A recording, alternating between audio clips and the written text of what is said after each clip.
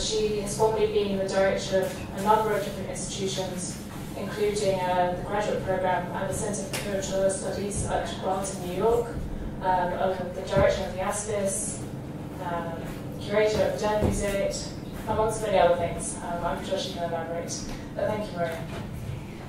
Thank you so much for the invitation and for all of you to show up on a Thursday late afternoon. I'm not a fan of apologies, but I'm afraid I have to make one today. I was planning to do a slightly different presentation, but my USB stick did not allow me to access the PowerPoint that I wanted. So I will do a slightly different gig, which means that I will share some of my current thoughts and concerns with you through talking through what it means to run a place like Tensta Konsthall in the suburb of Stockholm.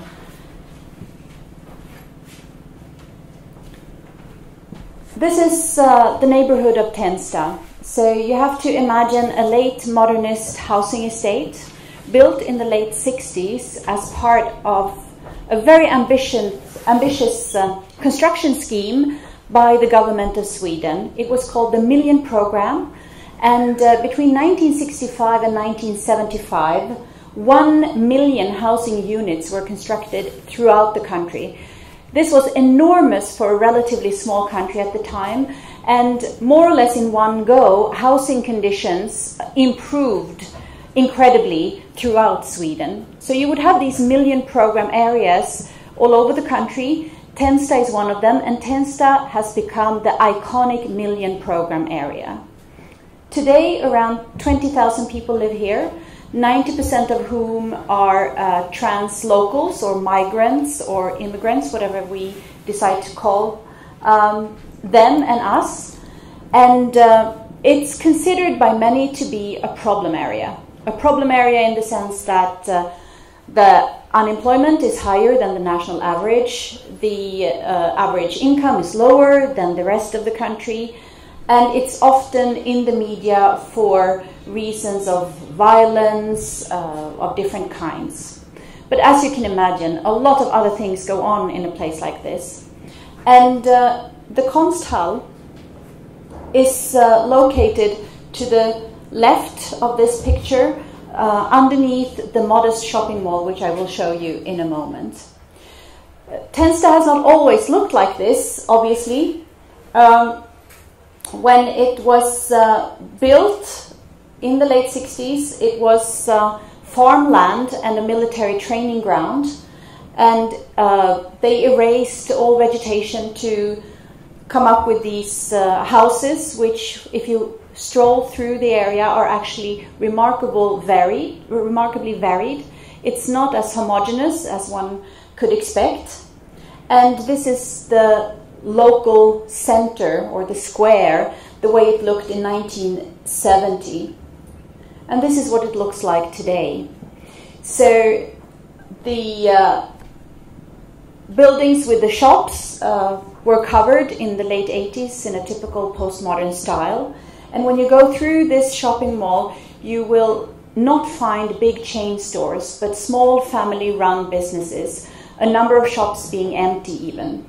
So the situation locally in Tensta, which is 20 minutes on the subway from the city center of Stockholm, which is very close actually, is not dissimilar to many rural areas across not only Sweden, but many parts of Europe, meaning that infrastructure is diminishing, it's receding. So the post office left a long time ago, the one bank in the shopping center left 1 year ago, and one really important thing, the liquor store. You know, Sweden still has state-run liquor stores. The liquor store was closed 2 months ago, and that's quite a big change.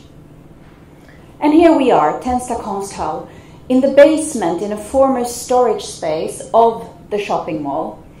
It is a private foundation which has been around since 1998, and it was founded by an artist called Gregor Wroblewski together with a curator called Celia Prado. They had been running a sort of preparatory art school in the area before, so they knew what the area was about. And in 1998, Stockholm happened to be the capital of culture of Europe, which meant that there was more money than normal kicking around, and they were smart enough to tap into those funds. And they set up the foundation, which has been running ever since. Their program was dominated by large-scale video installations. The space actually lends itself to that because there is no natural light whatsoever in the actual exhibition space. And the Shirin Neshat solo project was one of them. Other artists that were showing at the time were Susan Hiller, Kutluk Ataman, Mark Wallinger, and others. This first director was eventually fired by the board. There was a big conflict, and a new team entered the arena. 3 youngish artists, or people who had gone through art school at least, took over. They called themselves Konst 2 or Art 2. Their interests were more geared towards design and lifestyle. They brought a new energy to the place, but perhaps not so much rigor. They did many projects. Some of them I remember, for instance, with Oda Projesi early on, which was a collaboration with the Women's Center, the Tensta'daki Women's Center. And then they did this, which some of you might have seen. They transformed the white cube into the leopard cube. So anybody who did anything in this space during a period of something like 18 months had to relate to a very strong leopard pattern. They lost energy a bit after a few years, left, and instead a guy whose background was more the performing arts and graphic design took over, and he used the space a lot for performances. And when he left and I took over 2 years ago, I was thinking a lot about this.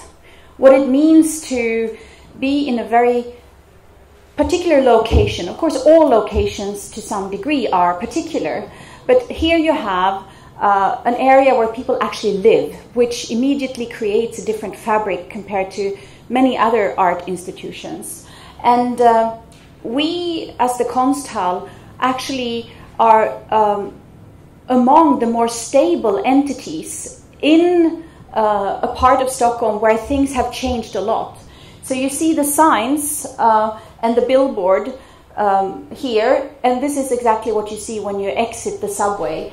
You have the local little hospital, you have the senior high school, you have the library, you have the house for retired people, you have the shopping mall, you have the local city administration, and then you have the Konsthall. Here we are in the middle of all of this, and we belong to the more stable ones, ironically enough, because we are not run by the city of Stockholm. We get a lot of our funding from them, but we are still a private foundation, which is a free agent in that sense.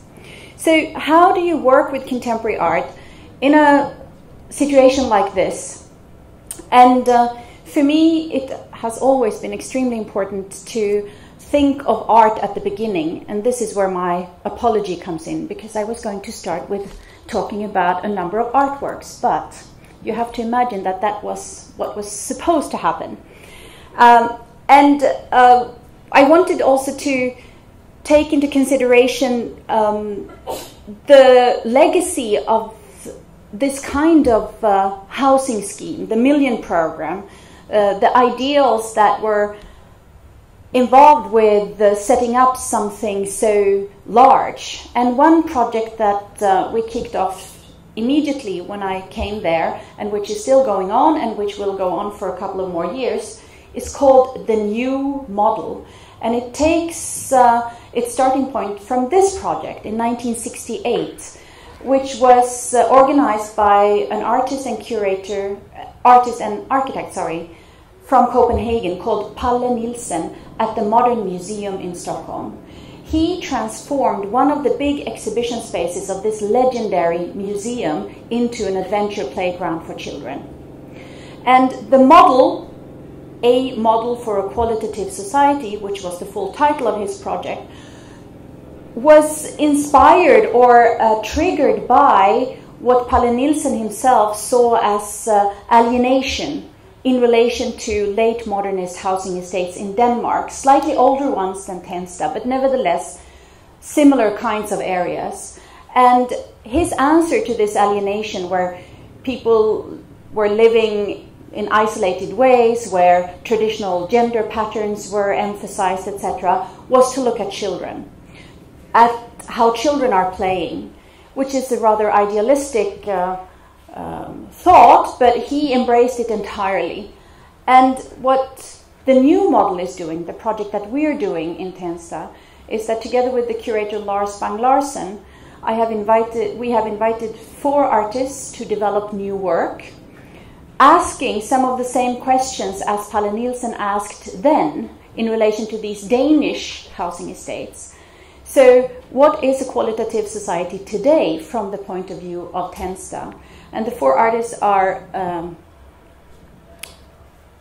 Magnus Bertos from Stockholm, Hito Steyer, based in Berlin, Dave Halfish Bailey, based in Los Angeles, and Anne Hjort Guttu, based in Oslo. And the way the project is structured is that we kicked off with a seminar a year ago with Lars Bang-Larsen coming to lecture. He has done very detailed research on this project, and he recently published a book on the model. And the artists who have been invited also came for the seminar to talk about their work in general. And we had then think tank sort of meeting amongst ourselves, and here you see Magnus Bertos together with one of the residents of Tensta who has been there since the late 60s, who could tell us a lot of interesting things. And then we carried on with another seminar earlier this year with Palle Nielsen himself. It's the gentleman to the left. And also we invited a couple of other people who had been involved in 1968 with the model project. So from this you understand that we want to work slowly, and we want to allow projects to grow, and we want to have a shared discussion around what a qualitative society can be from these different points of views. And here you can see the group with Lars Bang-Larsen to the left, Dave Halfish Bailey in a red shirt, and Anne Hjort Guttu in another red shirt, and Magnus Bertos again, in the so-called museum apartment in Tensta, which is a pretty remarkable museological phenomenon which the Stockholm City Museum is running. It has 4 different apartments in 4 different houses across the city that are furnished the way the apartments were furnished when they were new. So one is from the 1890s, another one from the 19-teens, a third one from the 30s, and the Tensta one is from 1969. And they've tried to reconstruct it as much as possible as it looked when the very first family moved in then. And it's not to be untouched. On the contrary, they encourage us and other people to use it for seminars, meetings, etc. So we often end up having different kinds of gatherings in this apartment, which, if you grew up in Sweden in the 60s and 70s, is a true time machine. It's even quite spooky, I have to say. So, to work with a project that relates to Tensta, it's pretty obvious to want to do that. But also thinking around what a konsthall can do in a locality like this. What can the position be? And we were thinking a lot about what can we contribute that is not yet there? Can we have a function that is useful beyond just being an art venue? So we decided to open a cafe, a proper cafe. There are a few places where you can buy tea and coffee, surely, but there is no more traditional type of cafe in Tensta. So this is what we now have, and it's run by a man who lives in Tensta, who's originally from Iraq. And it is actually becoming a rather lively place with more and more people visiting. We actually, since a few months, on a daily basis, have the people selling fruit and vegetables on the square above coming down to have lunch. And we also wanted to think about the physicalities of the space. What do you see when you enter? And another gesture in order to make art a bit more visible for the visitor who might just come to the cafe in the first place was to remove a wall where the steps are here. There used to be a wall, and behind that one part of the office was located. Now the office is behind the second wall you can see with the window. So we have a new small room where we can do things, and we actually showed Bidun Library as the first exhibition project in that very space. Also to think about what an art institution can do more generally, and drawing inspiration from colleagues felt necessary early on. So in collaboration with one of the local art schools, Konstfack, we set up a series of seminars called What Does an Art Institution Do? And we invited 2 speakers for each seminar, and they would bring a case study that they would describe rather in detail in order for us to get quite a lot of flesh to the bones in terms of different models and ways of working. And each seminar also had its own topic. And this was the first seminar, and it was to do with precisely what the location means. What does it mean to be placed in the city or town where you are? And it was Chus Martinez from Documenta, Kassel, experiencing this huge event every 5 years and then not so much happening in between. And then East Side Projects in Birmingham, an artist-run space which wants to be really interwoven with the local artistic community. And this is in the exhibition space, and please take note of the ceiling, which used to be black. And one of the things that we did in order to change the architecture of Tensta Konsthall on the advice of the architect Nicolas Hirsch was to paint the ceiling white, which is a super simple gesture, but which changed the experience of the space entirely. The third seminar in the series was about size, and Gabin Gobo is here today in the audience, and she was talking about the very small Institute for Historical Reenactments in Johannesburg, and Chris Derkon from Tate Modern about the mega big. And this is an attempt to also share with local colleagues what goes on in other parts of the world.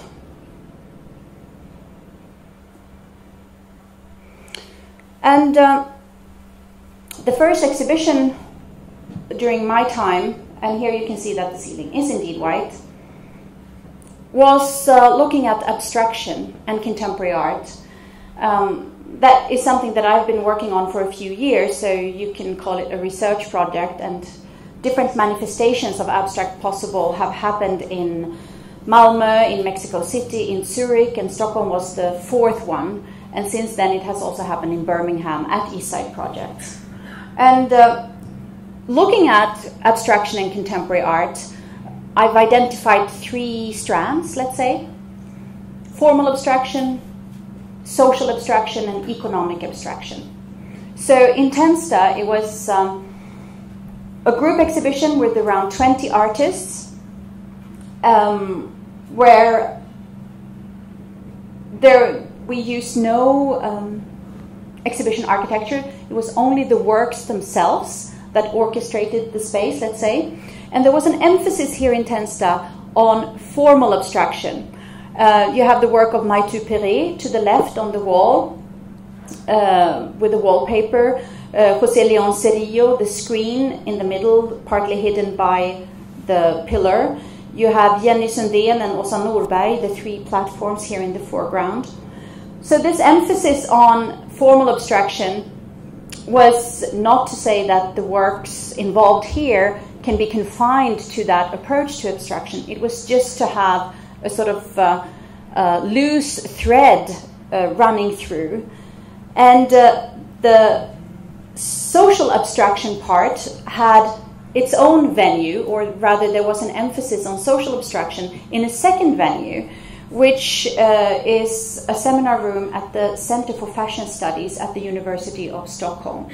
So social abstraction is here connected with the etymology of the word abstrahere, to withdraw, to step aside, which is something that I have connected with what many artists and other cultural producers have been doing since the late 90s, namely to seek for more self-determination by stepping aside, by starting their own initiatives rather than trying to get into what we would perhaps call the mainstream. So the two works at the Center for Fashion Studies are My Tupéré's wallpaper, but with a different pattern, different color, sorry. And this is a work that, like many of My Tupéré's works, relate to the classical avant-garde, specifically the Russian constructivists. The pattern comes from Varvara Stepanova's textile design from 1924. She was one of the Moscow-based artists who really entered the factory floor and did make art become utilitarian through textile. She was also doing a lot of costumes and design of different ways. She's, for instance, known for her pioneering sports clothing for women. Before her, anything that women would wear doing sports was extremely uncomfortable, so she came up with new solutions for that.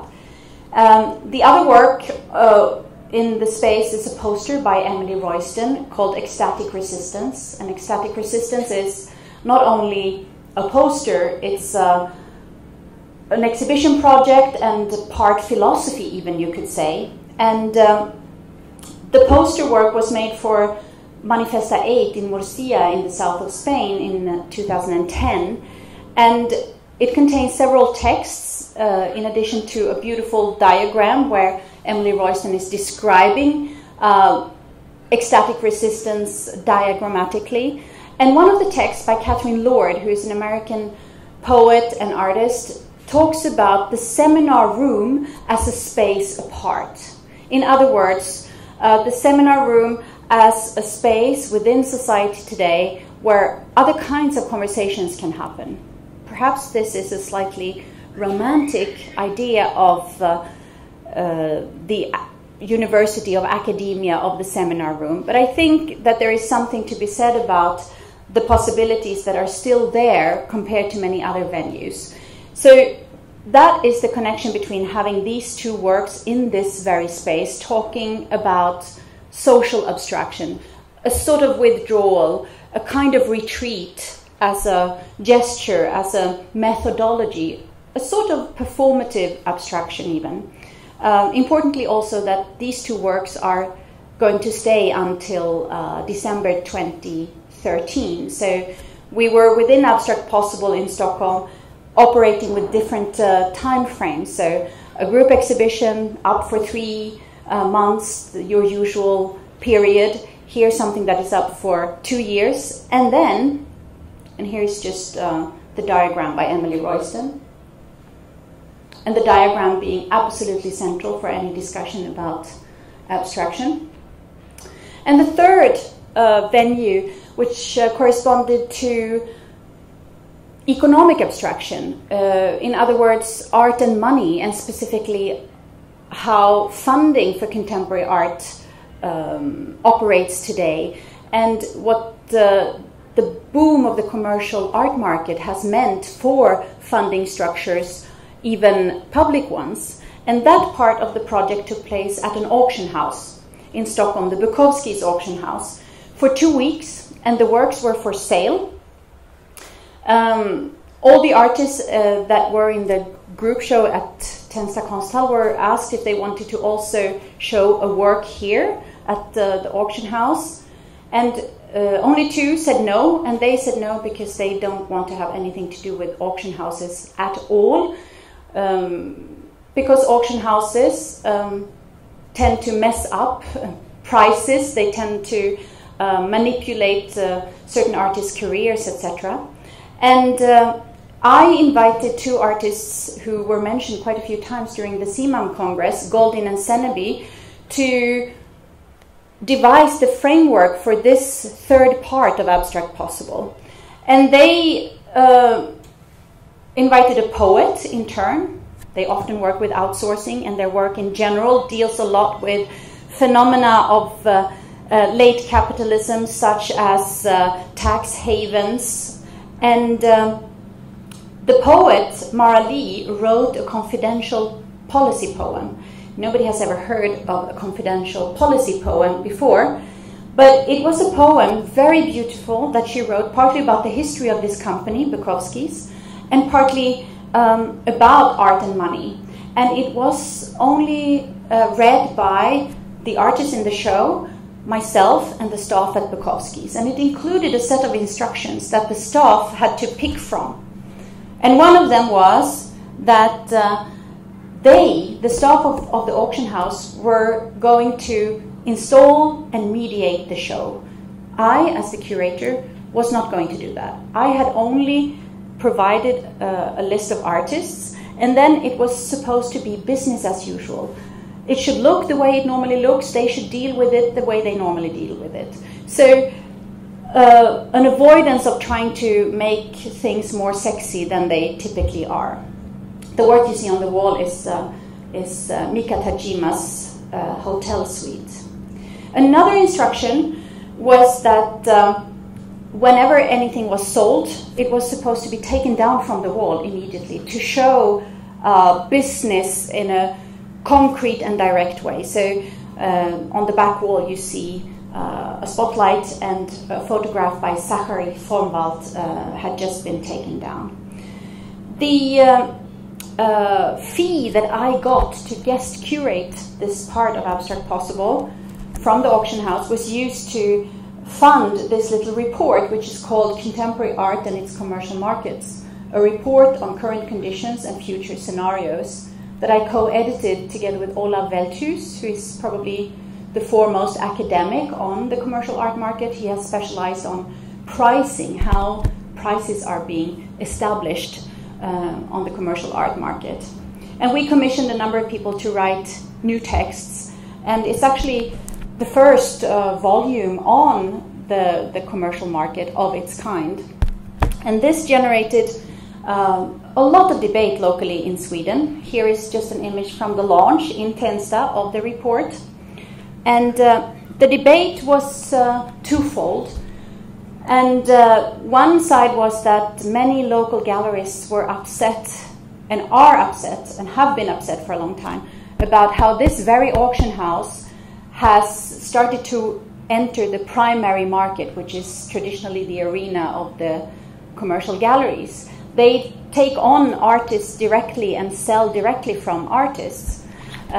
It's an international phenomenon that we know from artists such as Damien Hirst. And they thought that it was very problematic that I, in a way, legitimized what Bukowski's is doing by agreeing to guest curate a show, which I absolutely did. Like in any situation where you do something with somebody else, you color what they do, you take a bit from them, they take a bit from you, as it were. And the other debate was to do with the origin of the Bukowski money. The family that owns the auction house, the Lundin family, they also own a big oil company called Lundin Oil, which has been heavily criticized for its methods for drilling oil in, for example, Sudan. Their business strategy is to enter areas of conflict before anybody else dares to do so, and that's how they make big money. So there the argument was that by accepting the fee and doing anything with Bukowski's, myself and Tensta Konsthall were involved with blood money. And it was a lively debate, and a very interesting debate, and an important debate, because it put the very topic of art and money and funding on the agenda. Things have changed so rapidly, not only in Northwestern Europe, but in the whole world.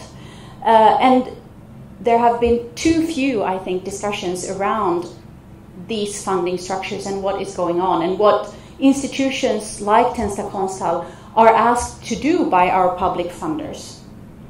So here are a few images from the show itself, with work by Dorit Margreiter, Matthias Faldbacken, and Mika Tajima, and then the big pastel cube by Tommy Stöckel, and Iman Issa's beautiful monument to the left, and Ito Barada's everyday abstraction photographs of the sides of buses from the Strait of Gibraltar. So, Abstract Possible was an important first, not gesture, but statement, I would say. So wanting to research something that is current in contemporary art, doing it over a longer period of time, trying to ask questions by a project, and potentially also to create a certain, if not debate, then at least discussion. And I think we definitely managed to do so. And while working on this, we were also preparing what you see here, which is a solo show with Hinrich Sachs, an artist based in Basel, who since about 10 years has been looking at Sesame Street and the different language versions of Sesame Street that have appeared ever since it premiered on PBS in the US in 1969. So it started in the 70s with versions in places like Mexico and Germany, in the late 70s in Scandinavia, and then it's continued across the globe, more or less following world politics. And Hinrich Sachs wanted to bring those new characters that each new language edition has to produce according to the contract with Sesame Workshops, the company that owns Sesame Street in the US, requires. So there are a number of hybrid characters out in the world produced by the local TV companies that carry a bit of American edutainment, but also some local specificities. So Hinrich Sachs decided also to make a new character for Stockholm, the Stockholm character.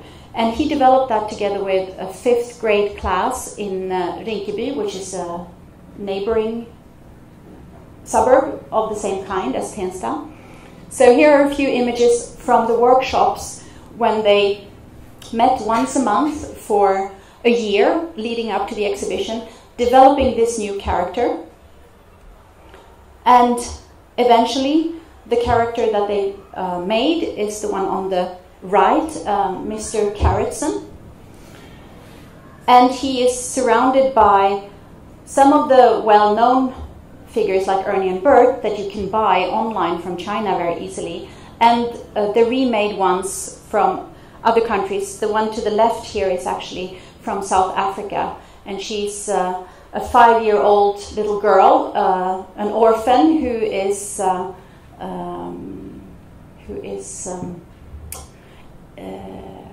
HIV positive, which was not something self-evident for a children's program to talk about. And this is an interesting finding that Hinrich Sachs has made, namely that many of these new cultural hybrid characters have some sort of progressive streak to them, that they talk about things that might otherwise not be so talked about. Here we see him, Mr. Carrotson, and it all culminated with a name-giving party in the sports hall of the school, with the kids being allowed to wear the costumes, including Mr. Carrotson, and after the show he was sent back to the school, so he now lives permanently at the school. And I want to talk about these mediation projects because we are working a lot on situating ourselves where we are, not by outreach necessarily, but by talking to a lot of people and asking what they're interested in relation to the Konsthall, what they need, informing them about our thoughts and plans, and then asking how we could be interesting for them in any way. But then there is an exception. A group of 10-year-old girls found the Konsthall by themselves. They went to a nearby school, and they had never even been with their teacher. But they started to come after school 2 years ago. And they just liked the place to hang out. And when I started, I asked our mediator if she could formalize their presence a little bit without taking away the fun. She sat down with them, and they said, we want to have a club, and we want to call it the Konsthall's Club. And then they had a number of points that they found important and which are still being followed. So they meet every Wednesday. Now they're 12 and 13 years old. They don't even go to the same school anymore. So this club has become the moment when they can gather again. They do things in relation to the program at the Konsthall, but they also do other things like visiting other cultural institutions in the city center. And here you can see them at the opening of the current show, Doing What You Want, Marie-Louise Ekman accompanied by Sister Corita Kent, Mladen Stilinovic, and Martha Wilson, together with Martha Wilson, the feminist icon from New York. And they hung out for 2 hours with her. They couldn't stop asking her questions and finding out about her life and her thoughts and her ideas.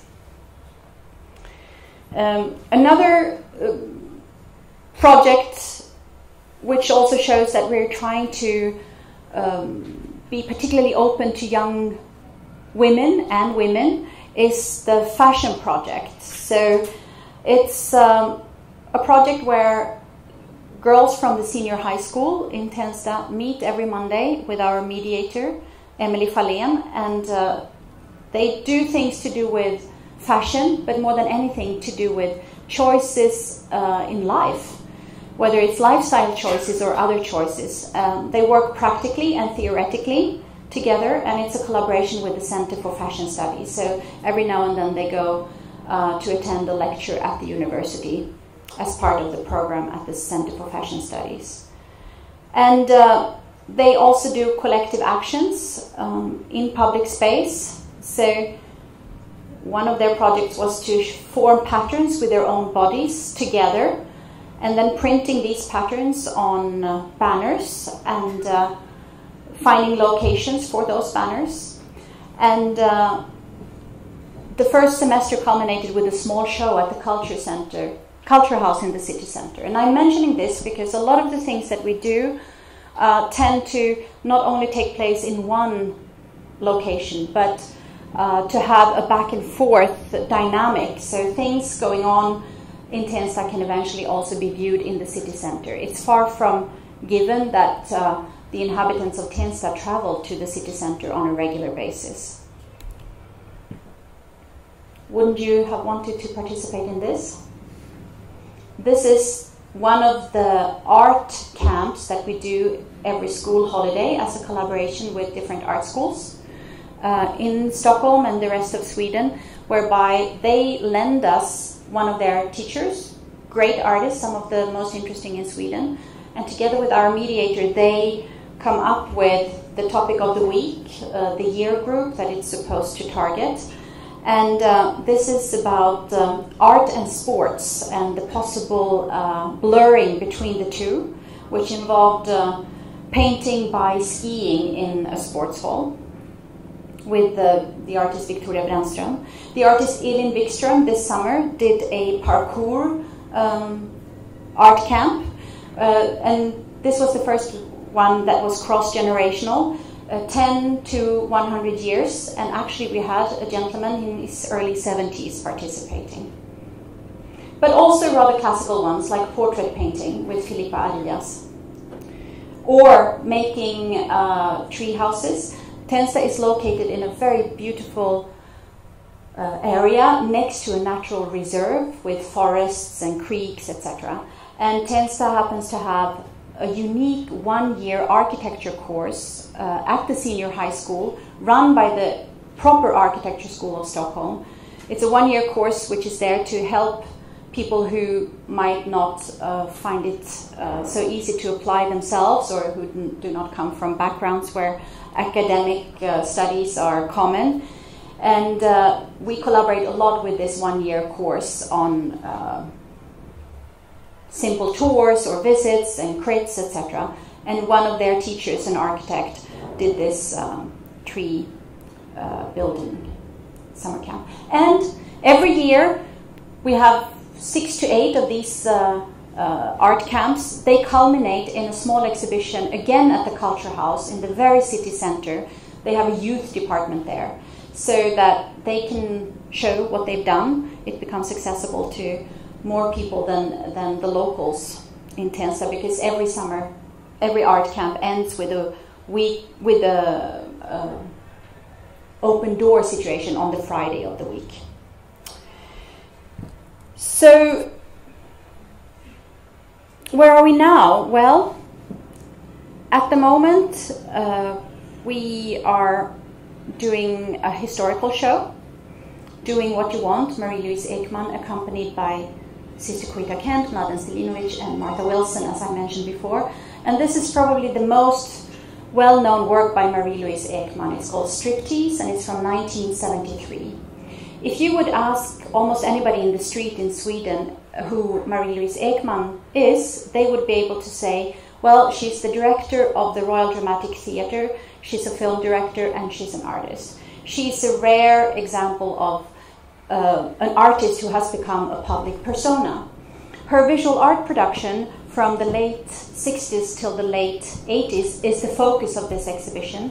She started out in the late 60s embracing popular culture from the point of view of a young woman.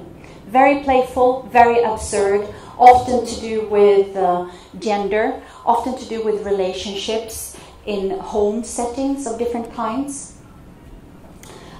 She, in the 70s, started to work more in relation to art history, devouring big masters like Mondrian, Picasso, De Chirico, and others. And she is really, a celebrity, a local celebrity, which means that we now, since we opened a month ago, have around 100 visitors per day. And this is not something I would normally mention, but we're so stunned that I have to say something about it. Most of those people have never been to Tensta before. And it means that business is excellent in the cafe, which also has important drinks on the water. And having her as the main focus, she's the lead character of the show, surrounded by not extras, but less important characters of international origin, was important for me to think of her in a different context than only the Swedish one. So Sister Corita Kent, the radical Catholic nun from Los Angeles, who made stunning prints in the late 60s and early 70s, directly appropriating, for instance, signage from urban space in LA, and also mixing poetry, philosophy, and political slogans, often defending the civil rights movement or protesting against the Vietnam War. Mladen Stilinovic, somebody who, with Marie-Louise Ekman, shares an interest in language and the corruption of language and how to manipulate that which manipulates you. Of course, an important proponent of the neo-avant-garde from Eastern Europe. And Martha Wilson, legendary feminist artist from New York, who long before Cindy Sherman wanted to think about the roles that culture holds forth to women, and she herself found out, after having tried all of them, dressing up, photographing herself as them, that the only one that remains is to be an artist, because that means that you can do what you want. That means that you have quite a space to maneuver. And she then went on to found Franklin Furnace, a very important non-profit space in New York, where many artists had their first projects and which became the center point of the culture wars, the so-called culture wars during the Reagan times in the 80s, when the National Endowment for the Arts, the state organization that had supported contemporary art, actually withdrew its support due to Robert Mapplethorpe and other artists, but several of them for projects they had done at Franklin Furnace. So this is important in terms of creating a context, curatorially speaking. So not to try and find as many common denominators as possible between the four artists in this show, but to have a general attitude at the bottom that I would argue they share, which is an anti-authoritarian approach, but then to look at bilateral correspondences or bilateral sympathies between Marie-Louise and the others, but not to have them all fit into the very same setup of characteristics.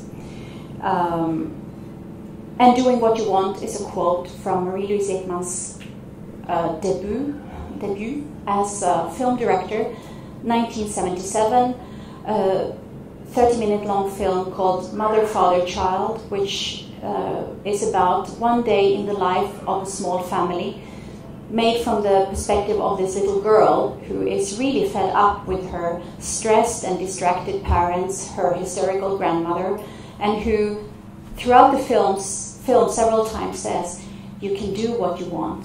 And she actually also does so in the film. It's fantastic, a little masterpiece. So that is what gave the exhibition its title. I will only show you one more thing. In the space where Bidun Library used to be, the first bright picture I showed you, we now have a show focusing on a literary character called Katitzi. If you grew up in Sweden in the 70s and 80s, you would have read at least one or two of these books. There were 13 of them published between 1969 and 1982. They are written by Katarina Taikon, who was a Swedish Roma author and activist, and they are autobiographical. So the books are about a Roma girl starting when she's 7 years old and ending when she's 15 years old, and is starting to create her own life. And this series of books was so influential that it eventually became a comic book. So what we're showing in Tensta now is the books, different editions. It's been translated to many languages. But we're also showing the comic books in the vitrines that you can see on this picture. It became a comic album, which is, of course, a more serious type of comic. It became a television series, and recently also a theater play. So many of you would know of Pippi Longstocking. This is a sort of equivalent to Pippi Longstocking in ambition, in scope, and in importance, but partly forgotten because they are no longer in print. Only the very first one. Here is just an example of some of the original drawings that we're showing by Björn Hedlund, a Swedish artist who worked very closely with the author, Katarina Taikon, and one of the original covers. And here you can see that it became a TV program. You see the DVD, bottom left. It was also made into an LP.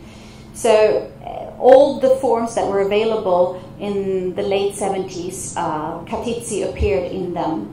And to talk about this right now in Tensta, which is a very male-dominated place in terms of public space, and where a lot of girls and young women experience similar things as Katitzi did in terms of what they're allowed to do within their families, forced marriages, etc., has felt important, and we have had extremely good response in relation to this, with plenty of visits of local schools, etc.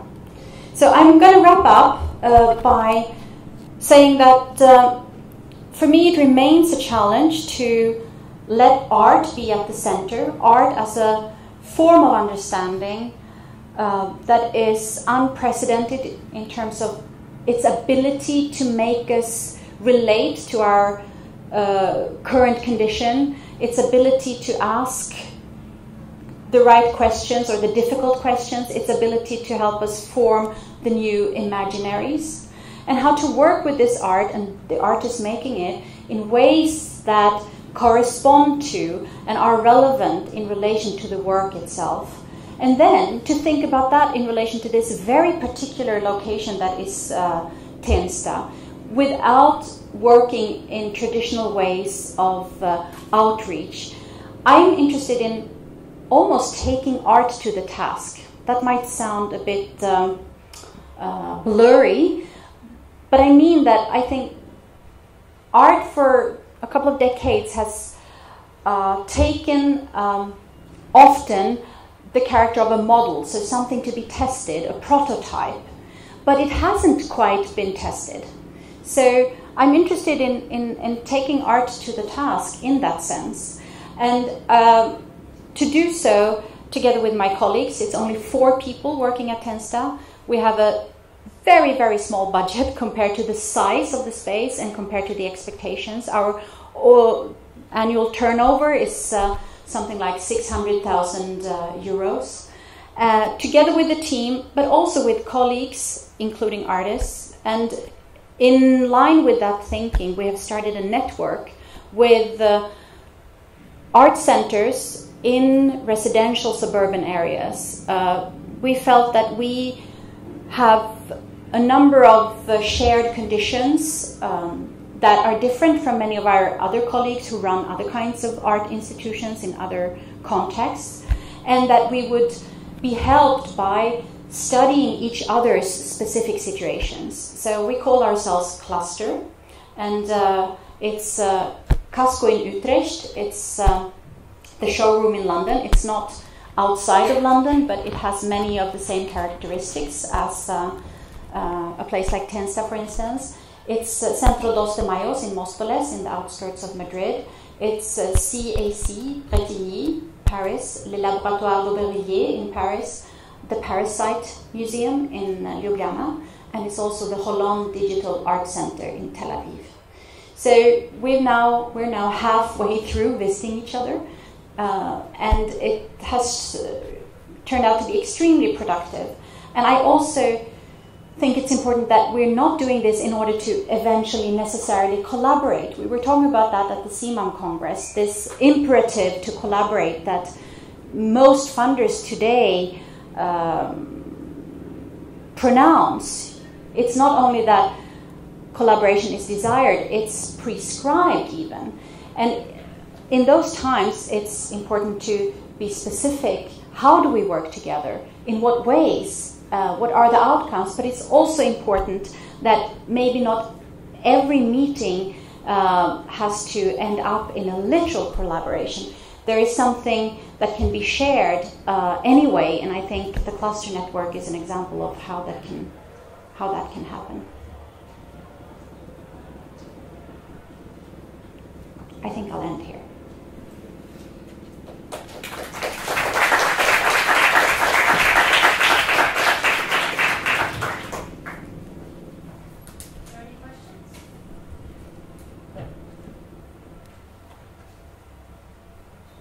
Can I speak about one of my favorite topics while somebody's thinking about a question? It's what can perhaps be called the contemporary culture of persuasion, marketing speak, that in the art world, but also generally, we're more and more forced to talk in terms of selling what we do, persuading people to come to what we do, to like what we do, and to work with branding.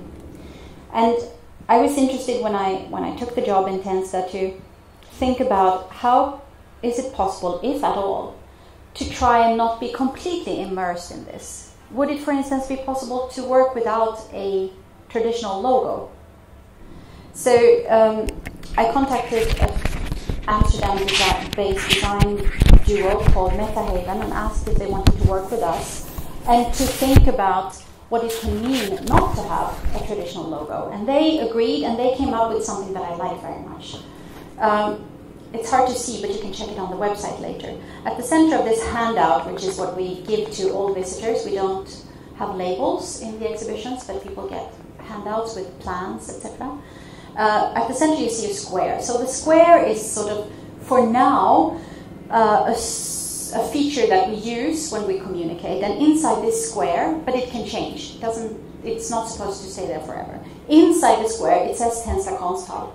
But the way it's written changes not every week, not every month, but maybe every other month. And the way it's written is taken from context where the name has been printed or has been used. And the reference to that is on the upper right-hand corner. So in this case, it's Wikipedia. It can be a local newspaper, it can be the electricity company, etc.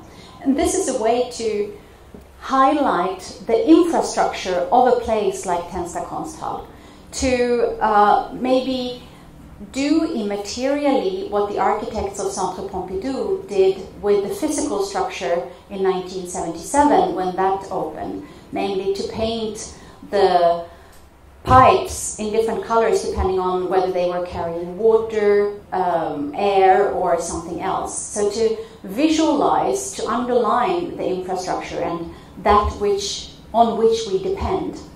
So it's a mildly dynamic, let's say, way of trying to communicate that will probably also change in terms of the square itself. Metahaven are also responsible for the website, and it should be mentioned that there is one section of the website which functions as a venue with curated projects, and it's our associate curator Laurel Tak who is responsible for that. It's called Space, if you look at the website, and right now it's a project by Liz Magic Laser that you can see there.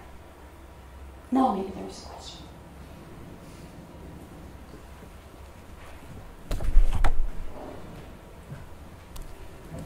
Hello, quick question. I'm curious about how the controversy and also the discussions around your collaboration with the Bukowski's auction house have contributed into the publication, because while you were speaking about that, I was just remembering or reminding myself of your Cultural Policies 2015 book, which also came out from the Freeze projects. But I think that one was kind of also a reaction towards what happened in that case. So I was curious about the similarities or basically what happened in the publication. And can we download it online? That's the last question. Thank you. So I'll start with the last one. You can download the first chapter, or the introduction rather. It's also on our website on the section called Bag. And Bag, with lots of text that you can download, is organized chronologically. So if you go to January, it should be somewhere at the beginning of that list. So the project that took place at Bukowski's, it's a very good question. First of all, it was not a collaboration. And it comes back to what I said, that I think it's extremely important to be precise with how we do things together in times when there are so many prescribed collaborations. Typically, you identify a collaboration by having two or more parties coming together, jointly formulating what you want to do, and also sharing responsibility in terms of carrying that out. That was not really the case. I was invited as a guest curator. So I had an open slot, I had a budget, no discussions with them in terms of what I was going to do. So it was more functioning as an entrepreneur, doing a service, outsourcing from their side. But what it did was that it created a lot of discussion about the origin of money, dirty and clean money. And it's important to begin there. Can we even speak about clean and dirty money? And if so, how do we draw the lines for ourselves with so-called dirty money? Can we say yes to money from Siemens cultural program, with Siemens being responsible for mainly almost all monitoring equipment at airports, etc., an essential part of this sort of state of exception in terms of the security that we're living under? How do we deal with old companies that maybe used outrageous methods before the Second World War, and since then have other codes of conduct and ethics, but whose wealth relies on doing lots of nasty things earlier? So this was a very good discussion that it arose, and it definitely pointed to a situation which is common in many countries in Northwestern Europe, which is that public money is partly diminishing, maybe not radically, but it's partly diminishing it's redistributed and it comes with many more strings attached. So you're required to do specific things in order to get that money. And one of the things that is being asked more and more in a context like Sweden is that you should get not only additional funding, but that additional funding should be private. So it's highly ideologized. It's not only good with extra money, it should be private extra money. Which is, of course, a big, big shift from only 10 years ago. But which has not been debated in the open. And now it's really, it's there. And we have continued at Tensta Konsthall to explore these topics through collaboration, and that is a true collaboration with the sister institutions in Stockholm, other smaller konsthalles, most of whom are in sort of peripheral areas, and we are doing a series of 3 hearings where we ask influential people that are to do with art and money to come and sit on stage and to be questioned about how things actually work. It's an attempt to almost start from scratch, to understand the mechanisms, because even us who are especially interested in these things have a hard time grappling with how it really works today, not to mention then people who might not have a specific interest. It remains very obscure in many cases. So it's our way of trying to make these things a little bit more understandable. So the first one was about this idea of broadening funding, the imperative of broadening of the funding. The second one was about the creative industries. And the third one, which will happen in January, will be about gentrification. So different ways of how art and economy, art and money are more and more intertwined than ever before. Did that answer? Thank you.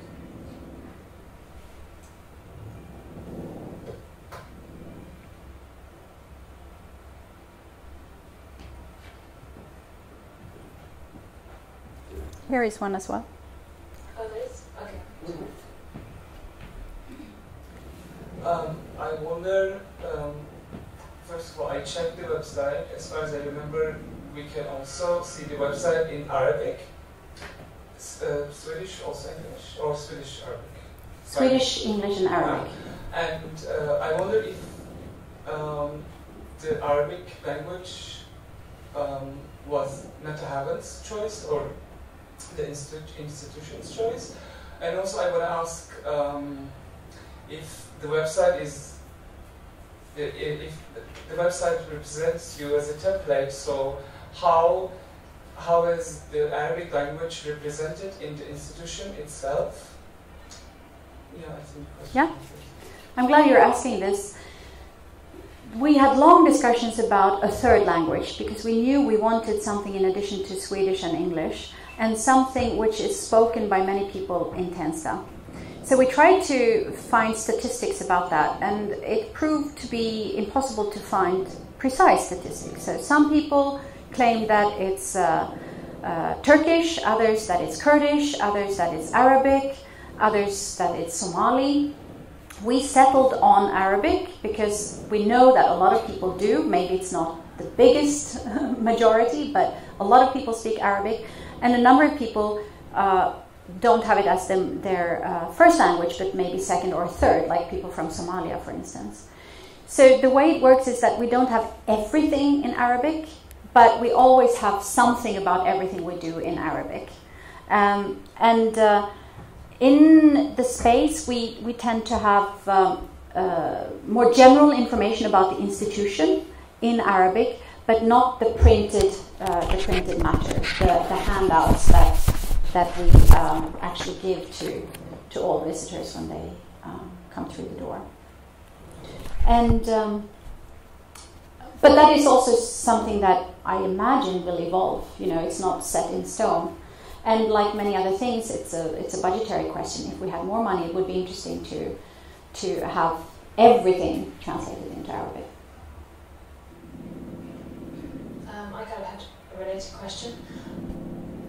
Because you're so embedded in the local community, I was wondering how on the floor you are yourself. I know you travel a lot as well.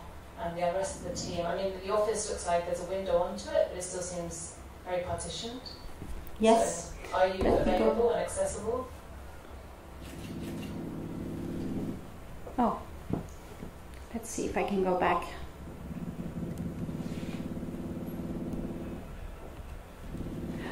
There you can see the window to the office. Well, we have somebody working at the reception, which is between the cafe and this space where the Katitzi show is now.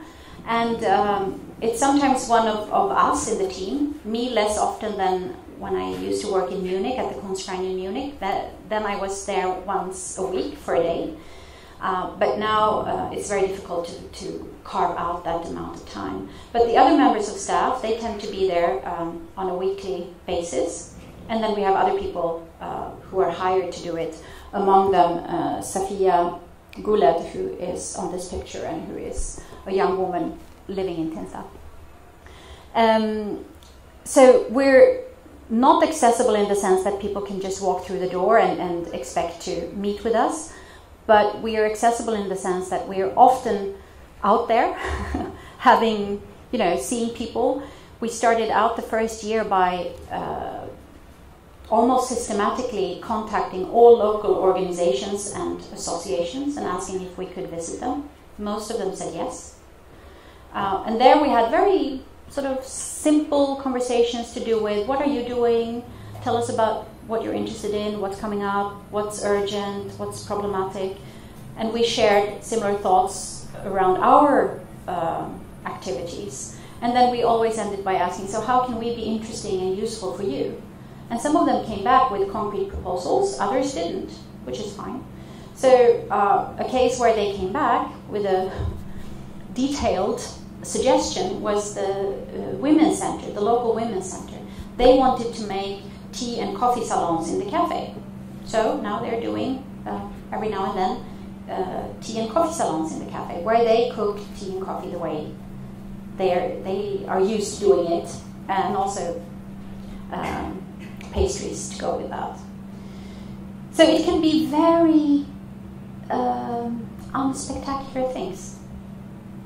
And then they come to us and ask if they can borrow tables from us for the local street fair because they don't have enough tables. And then we go to them and say, hey, we have an event in 2 weeks' time. We need a bit of catering. Can you help us with that? And then they do that. And, So it's like a basic local interaction. Any more questions?